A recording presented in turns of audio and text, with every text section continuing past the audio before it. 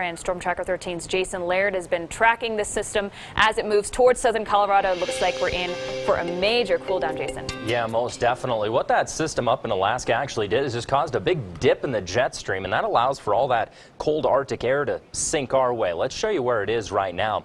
Notice you're looking at the grays and purples up there into Canada, Montana, and the Dakotas.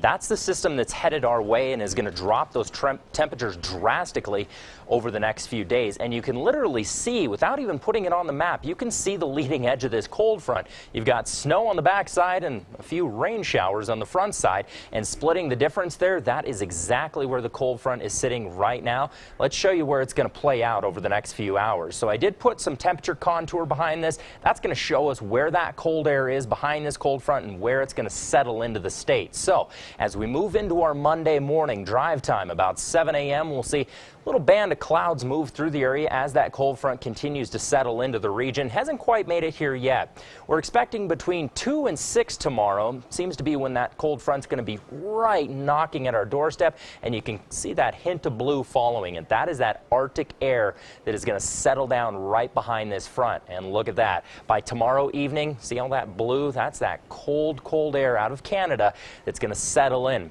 We're not expecting a lot of flurry activity out of this. Likely going to see a few flurries into the foothills and mountains, but not a lot of accumulation. It's going to stay relatively dry, but the thing you got to remember is you get air this cold, it doesn't take a lot of moisture up there in the atmosphere to kick off some flurries, so nothing really hazardous. The biggest impact is going to be cold, cold air and winds. All right, I want to back you up a little bit into Monday morning about 9 a.m. and show you right when this front passes how these winds kick up. So about 9 a.m. tomorrow, we'll see the double digits for wind speeds, but then as soon as that front starts to set in at about 2, winds are going to shoot out of the northwest anywhere from 22 miles an hour to 20 here in the Springs, 19 into Pueblo, 23-mile-an-hour winds into Salida. So very, very gusty conditions as that front settles through.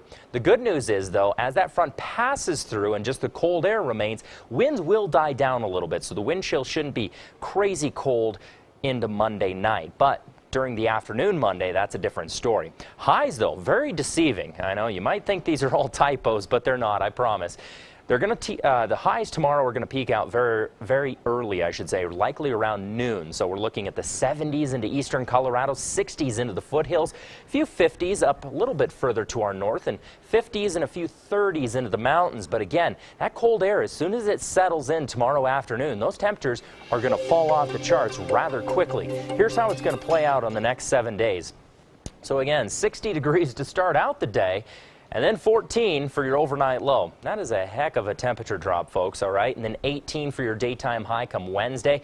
Temperatures do climb a little bit once Thursday rolls around, but nothing too drastic. And look at these overnight lows, all right, folks? If you have any exposed pipes out there, make sure you cover them up. Hopefully you got those sprinklers blown out, because the ground is definitely going to freeze up. So again, temperatures into Pueblo tapering off to the single digits for overnight lows. Again, likely going to see a dose of flurries out of this storm. Not really heavy flurries. We're just looking at light dusting over much of the area. Again, when you get this cold, cold air settling in, it doesn't take much to kick off the snow.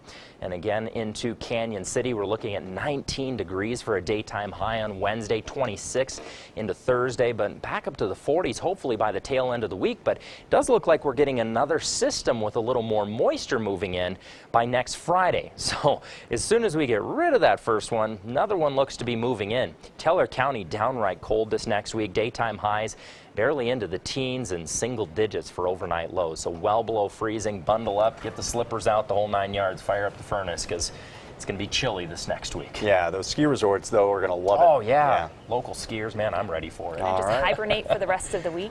Is that an option? I suppose, as long as you don't tell everybody you're going to do it before you do it. That's fine. They can know. I'll do live shots from my hibernation. Yeah, there you go. All right, so here's a story.